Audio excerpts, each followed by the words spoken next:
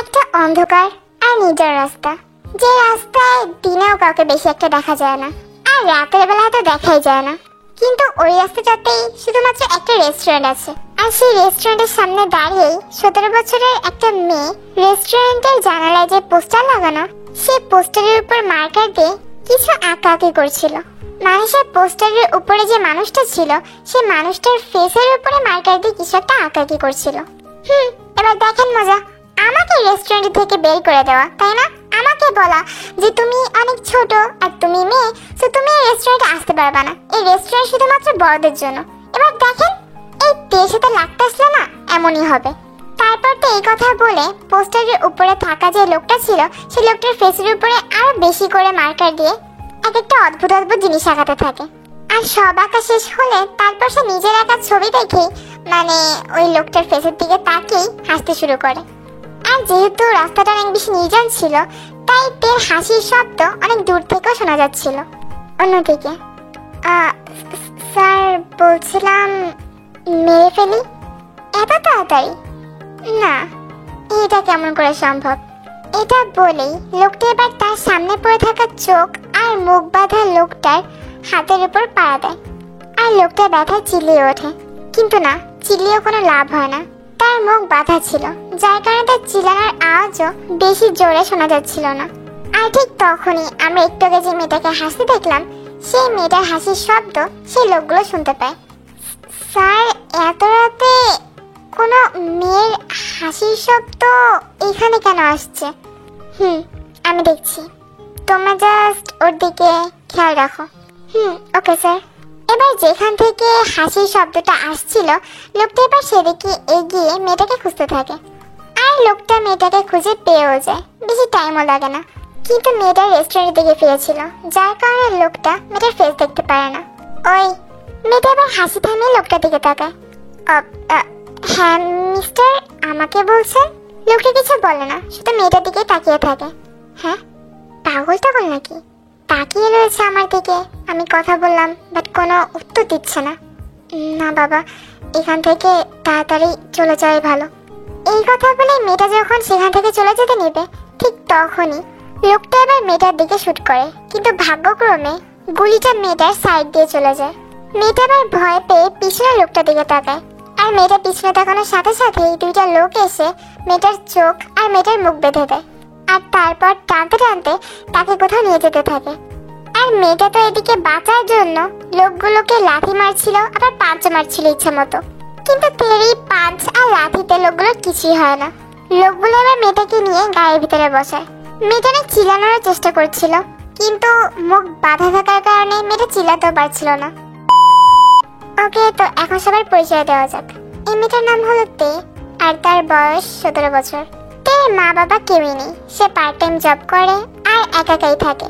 অন্যদিকে এটা হলো মাফিয়া কিং জিয়ন জাংকুক, তার বয়স 29 বছর, আর জাংকুকের বাবা মা নেই।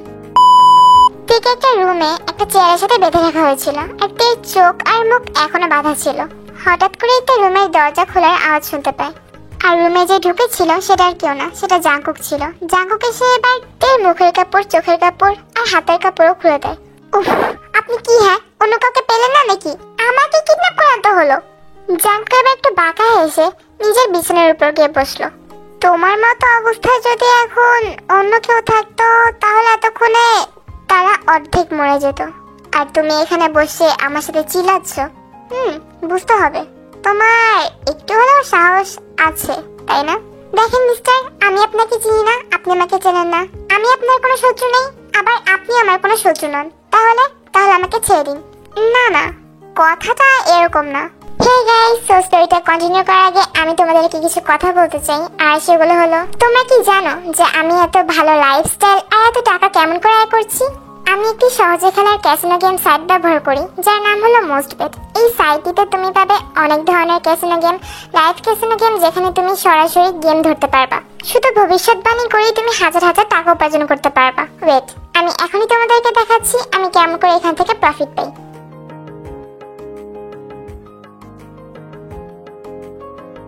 তোমরা তো দেখতেই পেলে আমি কেমন করে এই গেমটি খেললাম, কত গেম ধরলাম আর কত লাভ করলাম। এখানে আরো অনেক ধরনের গেম আছে, যেমন ক্রাশ গেম, এভিয়েটর গেম, এখানে লাইভ গেমও আছে, যেখানে তোমরা খেলোয়াড়দের সাথে লাইভ গেম খেলতে পারবা। দেখলা কত সহজ?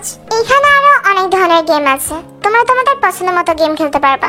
প্রথমবার ডিপোজিট করলে আমার প্রোমো কোড Kpop24 ইউজ করে পাবে 25,000 টাকা পর্যন্ত বোনাস। বিকাশ, নগদ, রকেট, ক্রিপ্টো এবং অন্যান্য সহজ পদ্ধতিতে খুব সহজেই উইথড্র করতে পারবা। আমি অনেকদিন ধরে এটি ইউজ করছি। এটি 24/7 সাপোর্ট টিমও রয়েছে, তাই উইথড্র নিয়ে কোনো দুশ্চিন্তা নেই। তাহলে আর দেরি কিসের? পিন কমেন্টের লিংকে যাও আর রেজিস্টার করো। আমার প্রোমো কোড ব্যবহার করো আর প্রথম ডিপোজিটে বোনাস নিয়ে প্রচুর টাকা জিতে নাও। না না, কথাটা এরকম না। কথাটা কিছুটা এরকম হওয়া উচিত যে আমি আপনাকে চিনি না, আপনি আমাকে চেনেন না, আর আমি আপনার শত্রু নই, আপনি আমার শত্রু নন। তাহলে তাহলে চলো আমরা বিয়ে করে নিই। আপনাকে তো আমি এই কথা বলে একটা চেয়ার থেকে উঠতে চাই, কিন্তু জাঙ্কুক থেকে ধরে আবার চেয়ারের উপর বসিয়ে দেয়। আহা বেবি গার্ল, তুমি কি এটাও দেখতে পাওনি যে তোমার পাও বাঁধা? তুমি যদি উঠতে যেতে তাহলে তুমি আমার গায়ের উপর পড়ে যেতে। এটা আমার জন্য ভালো হলো, তোমার জন্য ভালো হতো না। কি বলতে চাচ্ছেন তা কি আপনি? হ্যাঁ, বুঝলে ভালো, না বুঝলে বোঝা লাগবে না। আচ্ছা মিস্টার, দেখেন, আপনি আমাকে ফার্স্ট আগে এইটা বোঝান যে আপনি আমাকে এখানে আপনার বাসায় কেন নিয়ে এসেছেন। Because I wanna marry you baby. What? আপনি কি পাগল নাকি? হ্যাঁ পাগল হয়ে গিয়েছি ফার্স্টে তোমাকে দেখি। উফ, আজকে সুন্দর হলো প্রবলেম দেখছি। উফ তে, তুই যে এত সুন্দর কেন হতে গেলি? এক্সকিউজ মি, কিছু বলছো তুমি? না কিছু বলছি না। আসলে আমি অতটাও ভালো না, সেটা যারা আমাকে চেনে তারাই জানে। বাট আমি তোমার জন্য শুধুমাত্র ভালো হতে পারি। মানে আমি তোমাকে টাইম দিচ্ছি আমাকে বিয়ে করার। আই মিন অফ কোর্স আমি তোমাকে বিয়ে করব, কিন্তু আমি জাস্ট তোমাকে টাইম দিচ্ছি আমার প্রেমে পড়ার। আই মিন আমাকে ভালোবাসার। দেখেন মিস্টার, আপনার ওই স্বপ্ন না আপনি কাগজে পেঁচিয়ে মঙ্গল গ্রহে ফেলে দেন। আই মিন না, মঙ্গল গ্রহে ছুঁড়ে মারেন, কারণ আপনার ওই স্বপ্ন কখনো পূরণ হতে যাচ্ছে না। আমি জীবনেও আপনার প্রেমে পড়বো না। সো এর থেকে ভালো আপনি আমাকে ছেড়ে দিন। এটা সম্পূর্ণ আমার জায়গা। সো এখানে আমি কাকে রাখবো, কাকে ছেড়ে দিব, কাকে যেতে দিব, আর কে আমার সাথে থাকবে, এগুলো সব আপনি কি? হ্যাঁ, আমি ডিসাইড করব। সো ইয়া, তুমি আমার জায়গার ভিতরে ঢুকতে পেরেছো, কিন্তু এখন আর বের হতে পারবা না। আমি যদি চাই তাহলে পারবা, আর আমি যদি না চাই তাহলে না। আর এই কথা বলেই জাঙ্কুক সেখান থেকে চলে যায়। আরে মিস্টার, আমার পাটা তো, হ্যাঁ আমার পাটা তো অ্যাডজাস্ট করে দিয়ে যান। দূর। তারপর রাতে জাঙ্কুক তে রুমে আসে, আর রুমে এসে তেকে খাবার খেয়ে দিয়ে যায়, আর তের পাও খুলে দিয়ে যায়। তে তো প্রথমে জাঙ্কুকের হাতে খেতে রাজি হচ্ছিল না, বাট তারপর জাঙ্কুক জোর করে তাই জাঙ্কুকের হাতেই খেতে হয়। এই 5 দিনে মনে হয় তে প্রায় 15 বারেরও বেশি পালাতে চেয়েছে, কিন্তু না, সে প্রতিবারই ফেল হয়েছে। কারণ জাঙ্কুক অল টাইমই তের উপর নজর রাখতো, আর জাঙ্কুক তার সব গার্ডদেরকেও বলেছে তের উপর নজর রাখতে। আর আরেকটা কথা, জাঙ্কুক কিন্তু তের অনেক টেক কেয়ারও করছিল, যেমন তেকে খাইয়ে দেওয়া, তেকে মাঝে মধ্যে ঘুম পাড়িয়ে দেওয়া যখন তে ঘুমাতে চায় না, অথবা যখন তে খেতে চায় না তখন তাকে জোর করে খাইয়ে দেওয়া। এই জিনিসগুলো তের কাছে বিরক্তিকর লাগলেও মাঝে মধ্যে তের কাছে এগুলো ভালো লাগে, কিন্তু সে জাস্ট প্রকাশ করতে চায় না এগুলো, তাই সে নিজের মধ্যে রেখে দিয়েছে। ঘুম থেকে উঠে ফ্রেশ হয়ে জানালার কাছে এসে দাঁড়িয়েছিল। ধুর, এখান থেকে কেমন করে যে বের হব। অবশ্য যদিও মিস্টার জাঙ্কুক মাফিয়া, কিন্তু সে আসলেই সে আমার তো অনেক টেক কেয়ার করছে, কিন্তু তাতে আমার কি? আমার তো এখান থেকে বের হতেই হবে। নো তুই গর্ব করে বলেছিস যে তুই নাকি কখনোই তার প্রেমে পড়বি না, সো তুই তার জন্য কেমন করে দুর্বল হচ্ছিস? নো ওয়ে, কোনোভাবেই না। তে এগুলোই চিন্তা করছিল, ঠিক তখনই তার ঘাড়ে এসে কেউ হাত রাখে, আর হঠাৎ করে তার ঘাড়ে হাত রাখার কারণে তে কেঁপে ওঠে, আর তারপর সে পিছনে ঘোরে আর দেখতে পায় একটা লোক। আপনি? হ্যাঁ আমি। তুমি আমাকে চিনবা না। বাই দ্য ওয়ে, শুনলাম জাঙ্কুক নাকি তোমাকে এখানে কিডন্যাপ করে এনেছে। হ্যাঁ, সো তুমি কি এখান থেকে পালাতে চাও না? হ্যাঁ আমি চাই, কিন্তু আপনি কি আগে সেটা তো বলুন। না, আমি কে সেটা বলার আগে তুমি আগে এটা বলো যে তুমি কি এখান থেকে পালাতে চাও কিনা, তাহলে আমি তোমাকে হেল্প করতে পারি। আর আমি যদি বলিও যে আমি কে, তাও তুমি আমাকে চিনবা না। সো শুধু বলে কোনো লাভ নেই। কিন্তু আমরা এখান থেকে পালাবো কেমন করে? আই মিন মিস্টার জাঙ্কুক আর তার আর যেই গার্ডগুলো আছে তারা তো আমাদেরকে ধরে ফেলবে। কোনো প্রবলেম নেই, আমার কাছে গান প্লাস ছুরিও আছে, সো কোনো চিন্তা নেই। মানে মানে জাঙ্কুক যদি এসে আমাদেরকে বাধা দেয় আমাদের পালানোর ক্ষেত্রে, তোমার পালানোর ক্ষেত্রে, তাহলে ছুরি অথবা গানের গুলি জাঙ্কুকের বুকে ঢুকবে। না না, এরকম এরকম কিছু করার তো কোনো দরকার নেই। আমরা যদি এখান থেকে তাদের চোখ ফাঁকি দিয়ে পালাতে পারি তাহলে একটা কথা, কিন্তু এরকম ভাবে পালানোর কোনো দরকার নেই। আরে বাবা, এখান থেকে পালাতে পারলেই তো হলো, তুমি এত কিছু কেন চিন্তা করছো? চলো আমার সাথে, বেশি কথা বলো না। কিন্তু ওয়েট, আমি যাবো না। যাবো না মানে? যাবো না মানে এরকম করে কাউকে মেরে আমি যেতে চাই না। উফ, তুমি কি আর মারছো? মারবো তো আমি। তারপর আমি যেতে চাই না। তোকে তো এবার ওই লোকটা যখনই তোকে ছুরি দিয়ে আঘাত করতে যাবে ঠিক তখনই কেউ এসে সে ছুরিটা ধরে ফেলে, আর সেটা জাঙ্কুকই ছিল। জাঙ্কুকের হাত কেটে জাঙ্কুকের হাতের থেকে রক্ত পড়ছিল, কিন্তু তারপর সে ছুরিটা ধরেছিল। আর এবার জাঙ্কুক ওই লোকটার বুকের উপর লাথি মারে, আর তারপর ওই লোকটা নিচে পড়ে যায়। আর তারপর জাঙ্কুক ওই লোকটার উপর উঠে লোকটাকে ইচ্ছে মতো পাঁচ মারতে থাকে। আর তখনই সাথে সাথে জাঙ্কুকের সব গার্ডরা সেখানে চলে আসে। আমার জিনিসের দিকে তাকানোর তো সাহস কি করে হয় কাই? হ্যাঁ, এবার কাই নামের যে লোকটা ছিল সেই লোকটার সব গার্ডও সেখানে চলে আসে।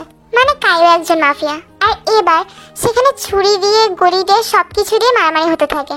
আর এগুলো যেহেতু তে কখনো দেখেনি, সো তে এগুলো নিতে না পেরে ওখানে সেন্সলেস হয়ে যায়। তে জ্ঞান আসে। তে একটা বেডে শুয়েছিল। তে এবার উঠে বসলো আর দেখতে পেল যে তার পাশেই বিছানায় জাঙ্কুক বসে আছে তার দিকে তাকিয়ে। আর এবার এদিক ওদিক তাকিয়ে সে বুঝতে পারে যে এটা জাঙ্কুকের রুম। তুমি ঠিক আছো তে? আমি আমি ঠিক আছি। ওহ, থ্যাংক গড। আপনি যদি কিছু মনে না করেন তাহলে আপনাকে একটা কথা জিজ্ঞাসা করি। করো। বলছিলাম ওই যে মানে আপনি যাকে কাই বলে মারছিলেন, ওই লোকটা আপনার কি হয়? বেশি কিছুই না, জাস্ট শত্রু। যেহেতু আমি মাফিয়া কিং, সো আমার যে শত্রু থাকবে, অনেক অনেক শত্রু থাকবে, সেটাই স্বাভাবিক। ও, আর মেন কথা বলতে হলো আমাকে যে সবাই হেট করবে এটাই স্বাভাবিক। কেন? মানে যেমন তুমি আমাকে হেট করো। হ্যাঁ মানে কখনোই না। কি? ইয়ে মানে না, আমি আপনাকে হেট করতে যাব কেন? তাহলে তুমি আমাকে ভালোবাসো। উফ না, আমি আপনাকে বলেছি যে আমি আপনাকে ভালোবাসি। না বলনি, বাট তুমি বলেছো যে তুমি আমাকে হেট করো না। সো ইয়া, তুমি আমাকে সরাসরি বলতে পারছো না যে তুমি আমাকে ভালোবাসো, তাই তুমি আমাকে ঘুরিয়ে পেঁচিয়ে বলছো যে তুমি আমাকে ভালোবাসো। না, আমি আপনাকে ভালোবাসি না। জাঙ্কুক এবার তের দিকে তাকায় আর তের দিকে আগাতে থাকে। তুমি আমাকে ভালোবাসোতে? না, আমি আপনাকে ভালোবাসি না। বাসো? বাসি না। জাঙ্কুক এবার একদম কাছে চলে যায় আর যার কারণে তো চোখ বন্ধ করে ফেলে। আর এবার জাঙ্কুক তার কপালে একটা কিস করে দেয় আর তারপর আবার পিছনে সরে আসে আর তেও এবার চোখ খোলে। হ্যাঁ, এটা কি ছিল? কিস ছিল? ও বাই দ্য ওয়ে, ওয়েট, তোমার খাবার খেতে হবে আর খাবারের পর মেডিসিন রয়েছে। মেডিসিন আবার কেন? কারণ তুমি অসুস্থ পিচ্ছি। জাঙ্কুক এই কথাগুলো বলতে বলতে রুম থেকে বাইরে বের হচ্ছিল, মানে তের জন্য খাবার আনতে যাচ্ছিল। এই আমি পিচ্ছি না। ওকে, তুমি পিচ্ছি না, তুমি আমার বেবি। হ্যাঁ। তে গার্ডেনে একটা বেঞ্চের উপর বসেছিল আর আকাশের দিকে তাকিয়ে কিছু একটা ভাবছিল। কি ব্যাপার, তুমি ঘুমাওনি? এই কথা বলে জাঙ্কুক তের পাশে বসলো। না, ঘুমাচ্ছিল না, তাই এখানে এসে বসলাম। ও ভালো। আচ্ছা, আপনাকে একটা কথা জিজ্ঞাসা করি। করো। আপনি আসলে আমাকে কিডন্যাপ করেছেন কেন? তোমাকে তো ফার্স্টেই বললাম আমি তোমাকে বিয়ে করতে চাই। মানে আপনি আমাকে ভালোবাসেন? বাট এটা কি সত্যি সত্যি? মানে মানে আমি যতটুকু জানি। বুঝতে পেরেছি, তুমি বলতে চাচ্ছ যে তুমি যতটুকু জানো মাফিয়ারা অত বেশি সুবিধার না, রাইট? হ্যাঁ, আসলে ওনাদের বিশ্বাস করাটা। তুমি এটা কেমন করে জানলা যে মাফিয়ারা খারাপ হয়, বিশ্বাসযোগ্য না, অথবা বেশি সুবিধার না, ভালো না? মানুষের মুখে মুখে। ওইটাই। তুমি নিজের কথা শোনো, মানুষের কথা না। তোমার মন কি বলছে? আমি কি ওরকম? তে এবার জাঙ্কুকের দিকে তাকায় আর জাঙ্কুকও তের চোখের দিকে তাকায়। আমি আমি জানি না তে অন্যান্য মাফিয়ারা কেমন, কিন্তু আমার কথা যদি আমি তোমাকে বলতে যাই তাহলে আমি আসলে তোমাকে ভালোবেসে ফেলেছি। আমি আমার মন থেকে তোমাকে ভালোবাসি, সো তুমিও তোমার মন থেকে আমাকে বিশ্বাস করতে পারো। তে এবার জাঙ্কুকের চোখের থেকে চোখ সরিয়ে নেয়। Maybe maybe what? মেবি আমি আপনাকে ভালো জাঙ্কুক বুঝতে পেরে গিয়েছে। মেবি তুমি আমাকে ভালোবেসে ফেলেছো, রাইট? তে এবার হেসে জাঙ্কুকের দিকে তাকায়। তাই মম, তারপর কি হলো? তারপর আর কি, তারপর আমি আর তোমার ড্যাড বিয়ে করে ফেললাম, আর তারপর তুমি আসলা। বাট তুমি কি এমন করে বুঝতে পেরেছিলা যে ড্যাড তোমাকে সত্যি সত্যি ভালোবাসে? মানে ড্যাড তো তোমাকে কিডন্যাপ করেছিল, রাইট? এই জন্যই তো আগে হেড করতাম, বাট পরে যে তোমার ড্যাড আমাকে কি করেছে, কেমন করে যে আমি তোমার ড্যাডের প্রেমে পড়ে গেলাম আমি নিজেও জানি না। আর ঠিক তখনই সেখানে জাঙ্কুক আসে। কুকি, তুমি ডিনার করছো? ড্যাড আর মম আমাকে তোমাদের দুজনের স্টোরিও বলছিল। তাই নাকি তে? হ্যাঁ ড্যাড শোনো। বলো কুকি। আমিও তোমার মতো বড় হয়ে এরকম একটা মাফিয়া হব, আর তারপর আমিও যেই মেয়ের প্রেমে পড়বো সেই মেয়েকে কিডন্যাপ করে এনে তারপর বিয়ে করব। ওয়াহ কুকি, পারফেক্ট কথা। এইটাই তো আমার ছেলে। হ্যাঁ, কে জানে সেই আমার মতো ইনোসেন্ট মেয়েটার ভাগ্যে কি আছে।